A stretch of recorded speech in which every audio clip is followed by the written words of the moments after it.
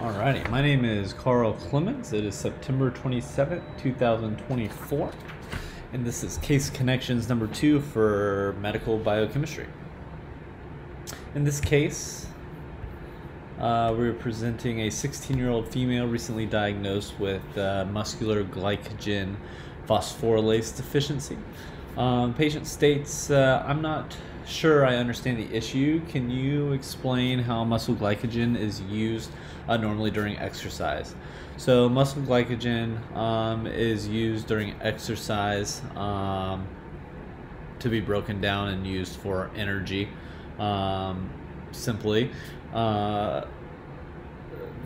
However, first we should kind of define the differences between aerobic and anaerobic metabolism. So we have anaerobic activities and aerobic activities. Aerobic activities include walking, jogging, swimming, or biking, whereas anaerobic activities include more of sprinting and weightlifting. During aerobic activities, skeletal muscle drives their energy from free fatty acids by oxidizing them in the mitochondria, as we see here. These free fatty acids are oxidized into acetyl-CoA, which will go on to the TCA cycle, which will produce substrates for the electron transport chain, oxidative phosphorylation, creating high amounts of ATP in conjunction with oxygen use. However, in anaerobic activity, which is without oxygen, skeletal muscle is going to break down glycogen to glucose, and that glucose is going to enter the glycolytic pathway yielding ATP. Glycogen is the storage molecule for glucose, so it can be readily used during exercise. An enzyme called glycogen phosphorylase, or in this specific case, muscular glycogen phosphorylase, is needed to break the 1,4-glycosyl chains from glycogen and attach an inorganic phosphate to form glucose 1-phosphate. Glucose 1-phosphate will then be converted into glucose 6-phosphate by the enzyme phosphoglucomutase. And in muscle cells, glucose 6-phosphate is used in the glycolytic pathway to produce ATP, energy, with the byproduct of pyruvate, which is then shuttled out of the muscle after being converted to lactate. So the patient asks, I'd like really long walks. Will I still be able to take these with my friends? So the quick answer here is yes. So this patient is diagnosed with muscular glycogen phosphorylase, and it's called McArdle's disease. While taking walks usually falls into the aerobic activity category, long walks for an extended time may trigger anaerobic metabolism. It has been reported that patients take up more glucose during exercise than control subjects, these McArdle disease patients, possibly because of elevated amounts of GLUT4 protein content. And remember, GLUT4 protein, glucose is a glucose transporter that directly brings glucose in from the bloodstream for breakdown and energy production. It is important, if you're going to go on these long walks, to increase carbohydrate ingestion, because carbohydrates are broken down into these glucose molecules that we can use for fuel, and also increasing our aerobic efficiency through exercise training is also beneficial. Patient asks, as a result of this deficiency, will I need to get up at night to eat to maintain my blood glucose levels? And the answer is no. At night, our body is usually at rest. The demand for energy within our muscles are usually low. And in this state, even hours after a meal, we rely on our liver to produce glucose that's going to be used by our muscles. So in fasted conditions, we rely on the enzyme glycogen phosphorylase, which will be activated by a series of reactions from the release of epinephrine and glucagon into our bloodstream. And this will lead to the activation of glycogen phosphorylase, which will break down glycogen to glucose 1-phosphate, then to glucose 6-phosphate, as we discussed previously. However, the difference is once we have glucose 6-phosphate, instead of being converted into glucose into the glycolytic chain and glycolytic pathway to create energy. We're going to go and convert this glucose 6-phosphate into free glucose through the enzyme glucose 6-phosphatase. And this free glucose will enter the bloodstream and be readily available for our skeletal muscles. And last question that the patient asks is, do I need to worry about producing excessive lactate during exercise? And interesting enough, with McArdle disease patients, you will not need to worry about producing excessive lactate during this anaerobic exercise. One of the most important substrates in glycolysis is NAD+.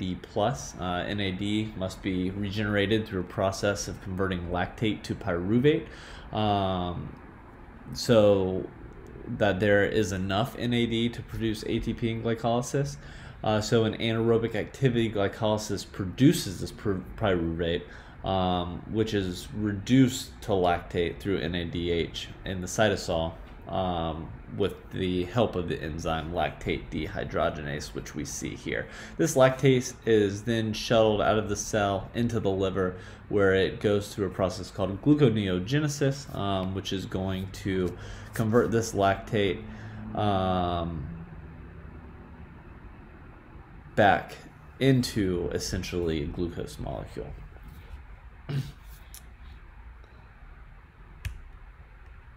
Our next case, we're presented with a 2-year-old female presenting with jittery spells several hours after breastfeeding. Her mother reports she has not given the baby anything other to eat than breast milk since birth. Patient has only recently been sleeping for more than 2 hours between feedings. Lab results consistent with hypoglycemia. Epinephrine is administered and there's no increase in blood glucose. However, there is an increase in blood lactate, and physical exam shows some hepatomegaly. So out of the 4 options that were given in this case study, believe that the best answer is going to be glycogen storage disease, is what we're seeing in this patient. Here we see a diagram of how glycogen and how different glycogen storage diseases can interrupt this cycle, which will prevent glycogen to being broken down into glucose or into a substrate that's going to be needed for glycolysis.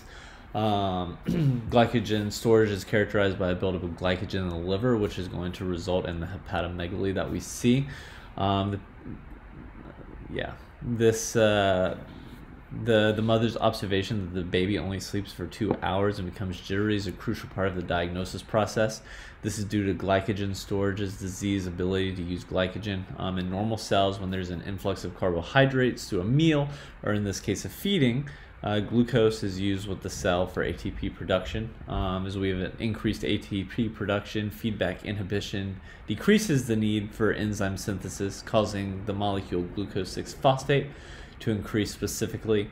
Glucose 6-phosphate happens to be an allosteric activator for the enzyme glycogen synthase. This will lead to the storage of glucose as glycogen for later use.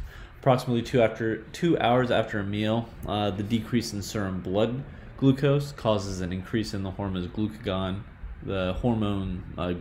epinephrine.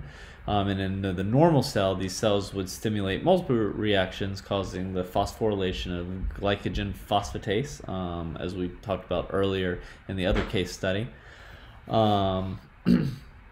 And the activation of this enzyme.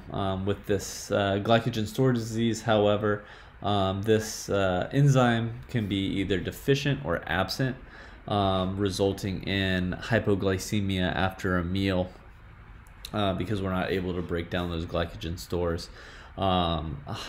It's also going to, with the injection of epinephrine into the bloodstream, because of this deficient enzyme, we're not going to see a increase in blood glucose because we're unable to break down those glycogen stores, but we're going to see an increase in blood lactate levels.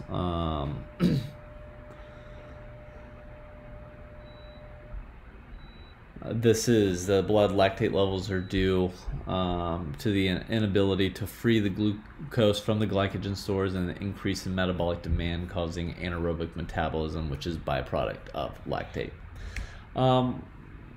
One of the other options was hereditary fructose intolerance. Fructose usually comes from fruits, processed foods, and soft drinks, very small concentration in breast milk.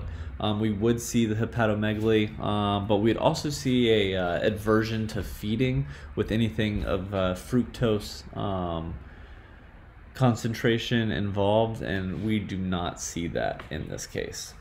The second is galactosemia. This is a deficiency in the enzymes, including glucose or galactokinase, galactose 1 phosphate, uridyl transferase, galactose mutierase, and UDP galactose 4 epimerase. Symptoms for infants include emesis, poor feeding, failure to thrive, liver failure, and infection, which we're not seeing the baby getting sick and throwing up. We're seeing him eating his meals, not failure to thrive. We do have hepatomegaly, but no signs of liver failure as of now, and no signs of infection. And lastly, one of the options was glucose 6 phosphate dehydrogenase deficiency. This occurs when the glucose 6 phosphate dehydrogenase enzyme loses function. As we know, the glucose 6 phosphate dehydrogenase enzyme is part of the pentose pathway, and it is used to produce NADPH. NADPH protects cells from reactive oxygen species. Deficiencies in this enzyme in infants presents with an increased risk of hyperbilirubinemia, which we do not see in this case, and this should also not dramatically affect the patient's blood sugars, which we are seeing hypoglycemia. Thank you for taking this time to watch this video, and I'm really enjoying this class. Thank you.